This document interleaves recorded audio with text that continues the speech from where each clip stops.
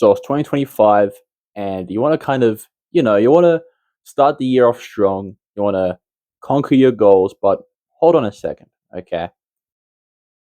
I have four goals for you as a man right now that you must follow in these modern times, all right? And by the way, just to clarify, these are all long term goals. None of these are short term, all right? None of these are going to be stuff like get rich to get a bunch of women or chase none of that garbage, okay? This The reason why these are long term is because these are so important, not just for you, but for your culture. Okay. Now you're probably wondering, why for my culture? Well, this is what I'm going to say. All of these goals are designed to not only help you thrive, but to help your people, your tribe, just win and to finally, get back on their feet again. The reason why this is so important is because Um, we've seen what's been going on in Europe. We've seen what's been going on in North America, and even here in Australia, the crime rate has been increasing. These goals will help preserve the West. That is what I'm trying to communicate here to you, okay? Because as a man in the past, you followed these goals naturally, okay? The average man followed these goals naturally. If they didn't, then they're a disappointment. And another disclaimer right here, I'm speaking to the average white man, okay, in Europe or North America or Australia in their homelands, all right? If you're not European and you're of like Arab descent or Indian, um, if you live in your own respective home countries, this can work very well, and I hope you follow it, okay? But if you're in Europe, you need to move back, okay, and apply these principles back home, okay? Because these could actually just make your country thrive, and that's what I want, all right? And same goes for the whites that are in Asia, like Thailand and Japan. This I know about those people, all right. That used to be a trend like 2 years ago. Go move out of the West to Dubai or whatever. Get out of there. Okay. Just I'm be dead honest, get out and go back to Europe. Okay. You need to apply these principles to your country. All right, because this is important. So the first goal, okay, the first principle you need as a man is wealth and abundance, but not your typical wealth and abundance. Okay, what I mean by that is that you watch these finance gurus. They sit around and they tell you stuff like you need to make tons of money so you can get all the women and have all these selfish goals. No, we're not doing that. Okay, the reason why I want you to be wealthy and you could become a millionaire, a billionaire, all of that is very useful. Okay, that's very useful. But the reason why I want you to become a millionaire is because with all that money, right, you could do so much to the community. So, what do I mean by that? Well, look at the elites nowadays, or at least for the last 300 years, okay? They spent all their money subverting the West. We know this, okay? They spent their money on, these protests. They spent their money conquering universities, and now every single uni is just full of, blue haired people. It's all their fault. Anyway, they spent all of their money doing that, and now look where the West has come. Look what's happened to it. If you become a billionaire, an elite, you could use that money to bring back culture, right? You could actually use that money to benefit your tribe. That's why it's so important. And you don't just need to spend all the money outwardly, okay?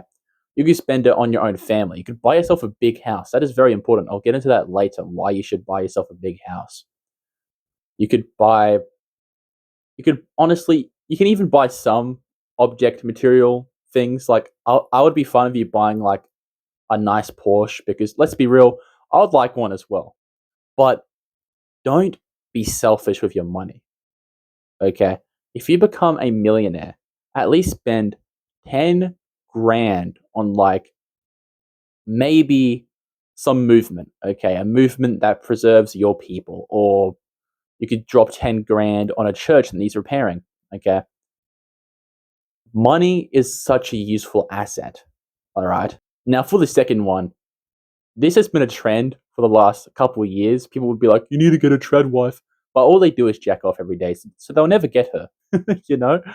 But you need a woman that not only is perfect for you, like I'm talking about, she could be somewhat chubby, but she could also basically fulfill your needs. You know, she could be that gemstone in your life, but she also needs to be cultured. Okay. She needs to be cultured. What do I mean by that? Well, most women, I remember in high school, most of the people I knew, they partied all day. They were just useless. They were just all useless. And there are particularly a good amount of women that would do that. You know, they would chase short term goals. And these goals aren't even, it's just go to the club, get wasted, whatever. Those people aren't cultured. A cultured woman would be maybe someone you meet at church and she follows very traditional beliefs that actually empower her. That's the type of woman that you should aim for. That woman thinks long term. This one doesn't. All right. But the reason this is so important is because with this woman, you're going to marry her and have a bunch of kids. You're going to have at least three minimum. Okay. And there's a reason why I'm just harping about this. It's because with this woman, okay, with your kids, your wife is going to nurture them. Okay. Your wife is going to nurture them so they can grow to be stronger. What do I mean by that?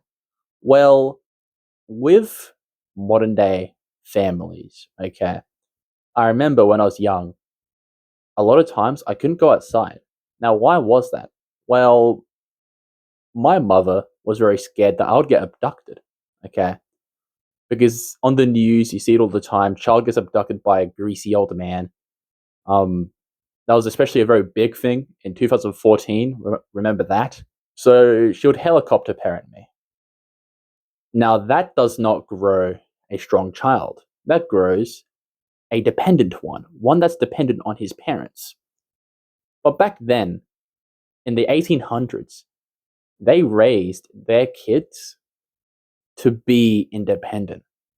Mothers would literally like grab the fly swatter and get their kids to go outside so they can play with the kids.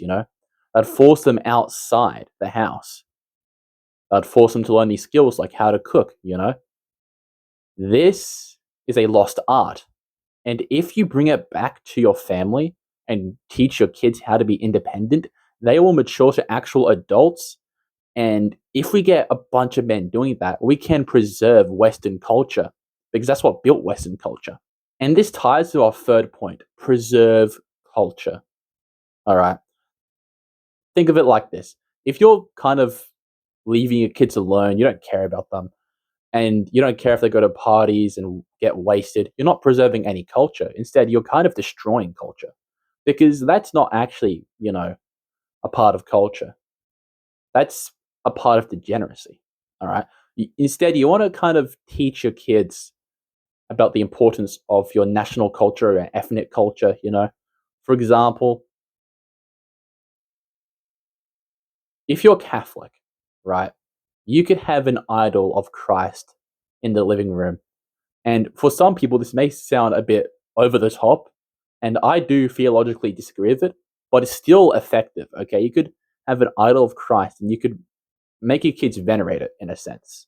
You know, um, and of course, it's theologically unsound. That kind of sounds. Um, that still works because you're teaching your kids that they need to follow this guy, this God. You know, and that in a sense preserves Western culture.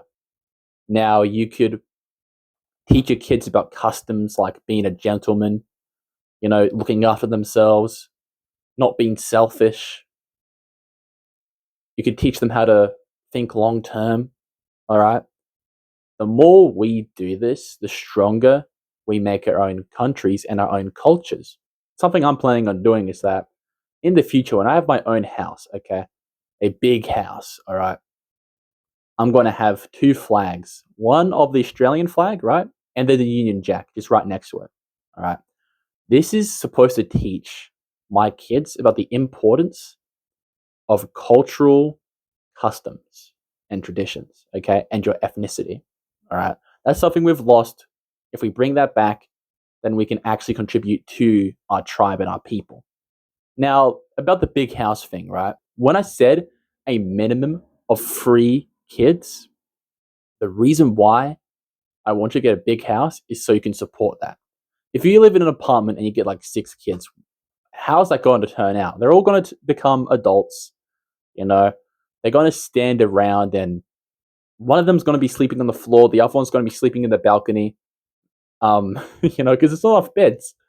Uh, so I want you to make money and get yourself a big house because with enough room, you can have all these children, and that preserves your culture, right? Because you're having a lot, right? And 6 people who follow these customs is actually a lot of people if you think about it. And if we have tons of families doing that, then we're winning. And of course, you can also preserve culture outwardly. Okay, you could repair your church. You could, you know, build up your neighborhood in a sense, become friends with your neighbors. You could do all these things, and it's so important because the more people that are doing this, the better. Now, the fourth goal, okay, this one's very important. Be useful, be contributory, okay? You need to be outwardly. And when I say this, if you're poor like me, and you're trying to succeed on like a platform to get money, don't worry about that at the moment, okay? This is for when you have money, all right? Be useful. The reason why I'm harping on this is because you see a lot of people who they're these financial bros. They have tons of money, which is like great job. I love that. But what are they doing with that money? Once again, they're wasting it on hedonism. They're not actually using it towards, the benefit of their people or maybe of the tribe. If you become contributory, then you are actually a man, right? Because you're actually protecting your people. You're serving them. Now, how do we do this? That's the question, the big question. A business, right? If your business sells something useful, you're already contributing right there. If you have all this money and, like I said, you go spend it towards your community, that's you contributing right there. As long as it's benefiting the people, then you're doing a good job. Okay. Don't be selfish with all your money and your power because you have so much power if you're rich, right? But if you just waste it all on yourself, then you're better dead. Okay. I'll be honest, you're better dead if you're just spending all that money on yourself and that's it. Now, there's a reason why I want you to do these things. Okay. Let's look at all these like third world countries for a second. The reason why, now you can have tons of justifications. You could say it's because of race, it's because of culture, which I wouldn't disagree with you, but the reason why most of these places are so like, the reason why they're so bad and like underdeveloped is because, yes, you have a lot of rich people in there, okay, but the rich class aren't even using that money towards their own country. They're just sitting there and spending it selfishly on parties, women, whatever. And then you have all these people just left there, and now the country kind of just sucks. And right now in the West, we have a powerful amount of people who are doing this stuff, making tons of money. But I worry about something. I don't want any of them becoming selfish oligarchs. Okay. I want all these people to do what their ancestors did, spend their money preserving their culture and building their people up. If we can do this, if we can get like a mob of like these rich, intelligent people who are spending their money on this cause, then we can easily outcompete the people who control the countries we live in. Okay. We could easily win, you know? And to the people who, you're not Western, okay, who live in places like India, I encourage you to do this as well, okay? If, for example, you live in Iraq and you're trying to get rich, I want you to build up your community as well. You could be so beneficial towards the development of your country, and you could even help it. You could even help that nation get out of third world status, you know? So I really hope you do that, okay? So really, this guide is for everyone, but it's mainly targeted towards white Western men because I want you to win and I want you to preserve the culture you were born in. Keep never quitting.